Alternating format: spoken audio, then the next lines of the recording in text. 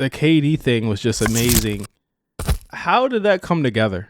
Again, like I just remember you saying, "Hey, he'll do it," and I'm just like, "Okay, let's." All right, I was like, "Mark, get in formation." And then we saw the photo. Yeah. No, I remember, bro. Like so I'll start from the beginning. So KD, he got cool with the homie Eddie, also known as Bansky on Twitter. I'm pretty sure everybody's seen his. He's been on the show. Yeah, we have. He's been on the show. Yeah, you've heard him on here. I don't want to say hot takes; those are his real beliefs. It's not him trying to like just say anything for attention. But like one day, like I think like Katie like DM'd him, and they were just like chopping it up about hoops because I think Vance had said something on the timeline that Katie didn't agree with, and Katie just like reached out. They started a conversation. Boom! From there, like. I met Kev through bands, and when the pandemic happened, so right before the pandemic, I think the world shut down in March 2020. Like literally the weekend before everything shut down, the Nets were in town to play the Lakers. Yeah, and that was the first time I actually got to meet Kev in person. Like for like the 6 or 7 months before that, it was really just like through Twitter. We was just communicating through Twitter and everything, like group chats and everything. And he came to LA, and we went to dinner after the game. This when he gave you COVID, right? He thought he gave me COVID. Yeah, damn, he had spoiler. COVID. He thought he had gave me COVID. He had COVID. He tested positive for it, and he FaceTimed. He FaceTimed me like literally like 2 days later, and he was like, "Yo," when the news broke that he had tested positive for it, he FaceTimed me before the news broke. And he was like, "Yo, this is about to come out." Like, and you remember back then, nobody knew what COVID was, so like everybody thought if you got COVID, it was like a death sentence. Oh yeah, the call he gave was like the call he gave you, like the clap or something. Like that was one of them calls. Like, yo, he was like, "Go get tested, bro." I'm like, "All right, man." Like, so I'm like, that was the OG test too. Damn, thank God I didn't have to go through the OGs. So I had to get tested for COVID and everything, but I didn't have it, fortunately. But once the world got shut down. He usually stays in Los Angeles during the off season. He stays in LA and everything. So I don't think he ever went back to New York once the season got put on hold. I think once he came out here, the Nets came for the Lakers game. He never left. And remember, for like background too, like he wasn't playing this season. This was while he was still recovering from the torn Achilles from NBA Finals. So he didn't go back to Brooklyn with the team, I believe. I think he stayed in LA. And he stayed in LA basically that rest of that entire year. So I remember me and Drew, we had been talking about with you guys about starting a basketball podcast, and we had started it, and we had started it. And I think when we did the first episode, or night before we did the first episode, I was telling Kev that we were going to start it, but I wasn't telling him because I wanted him to come on. I was just telling like, would you be interested in like listening to something like this? Because we talk basketball all the time, every day. Like, would you listen to a pod if me and Drew did it? Because Drew talked to him as well too, and he was like, "Yeah." He's like, "I'll listen to anything basketball related, especially if it's like from people like I respect or like I'm cool with." So I was like, "All right, man." He was like, "If you do the pod, I want to come on." And somebody tell you that, like, he's like, "All right." Yeah. I'm like, "Yeah, whatever, bro. Like, we'll see." Like, and of course, I'm not about to like hold it over you. Like, if you want to come on, we'll make it happen when the time is right. So me and Drew did the first episode. We put it out. And KD texted me. Like when we tweeted the link out from the Play for Keeps Twitter account, he texted me and he was like, "Yo, what happened to me coming on the show?" I was like, "Yo, I didn't think you wanted to come on the first episode, but like if you want to come on," I was like, "Definitely." He was like, "Pull up this weekend, we can do it." Yeah. This was like on a Wednesday. So I remember when this happened, I immediately text J5. Like I immediately text you. I was like, "Yo, KD wants to come on the pod." I remember like maybe like 2 days later, me, you, and Josh met at your apartment. We sitting in the living room, in the dining room at your apartment. Planning it out. We were planning it out. Like, we was legit planning it out. We were like, because at that point, I told you told me, I told Josh, we had all chopped it up, and it was like it was a moment where it was like we were in my apartment telling you, it was like, Cam, the shit is gonna change after this. You know what I'm saying? Yeah. Like this is a big deal. It's like the way you got to carry it and the way we got to promote it and we got to have clips. And then at that point we brought Mark into it and I was just like, "Mark, this is like big. This is major shit." I don't even remember what my response was. It was just like, "Okay, he's going to do it." I was like, "Oh, fuck." Yeah. Again, it shook everything. And the thing that was crazy was that it was super secret.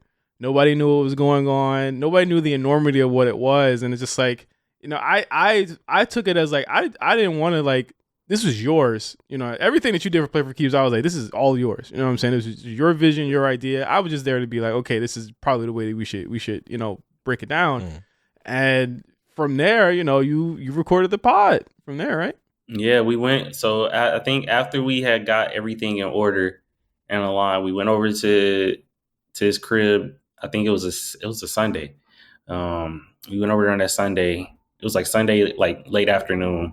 We recorded it, and it was like probably like an hour 20 minutes. And like afterwards, I was like, "Yo, this is crazy." And the thing is, it was like in the moment doing it because we had a relationship with him.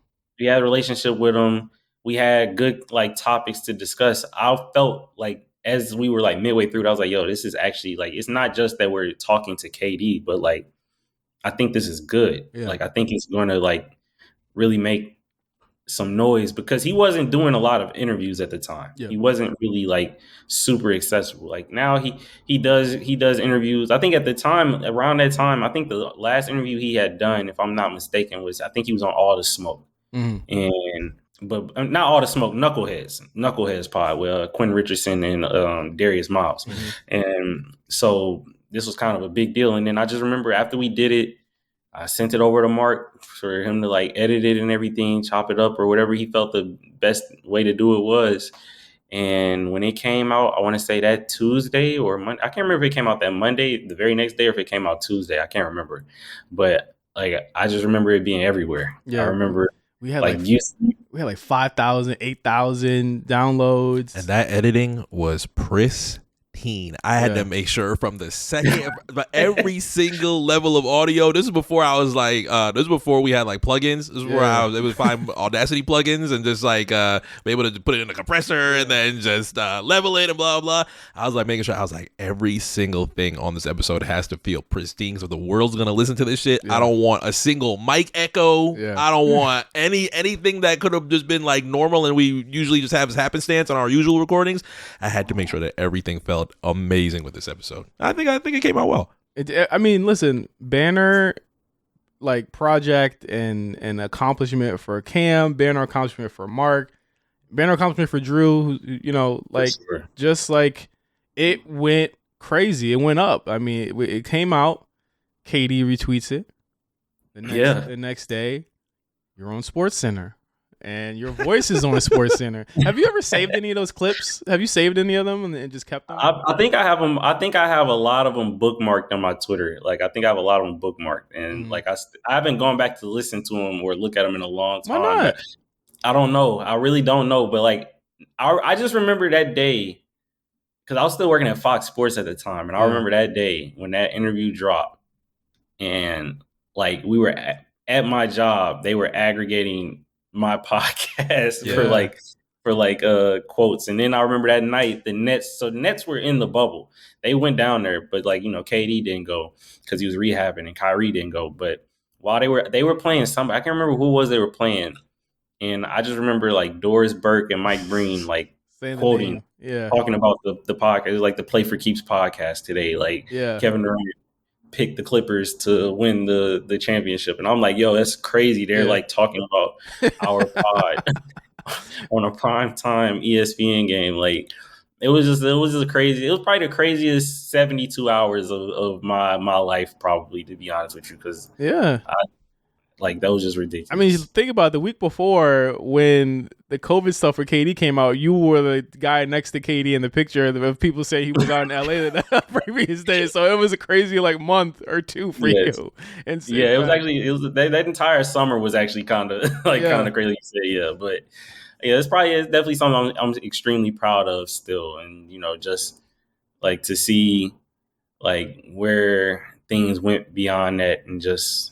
Like kind of, I don't want to say the doors that open, but just I feel like I got taken a little bit more seriously, in my field. Like especially just not just from like basketball fans, but like people at Fox kind of started looking at me a little bit, differently. And then of course Complex, that was a big part of like their appeal and me coming back over, like just because like they saw that. So, and the KD interview gave us more validity, me and Drew as well, for Play for Keeps to, you know, eventually get, you know, Kendrick Perkins on and other guests that we had on. Like it was definitely a big moment.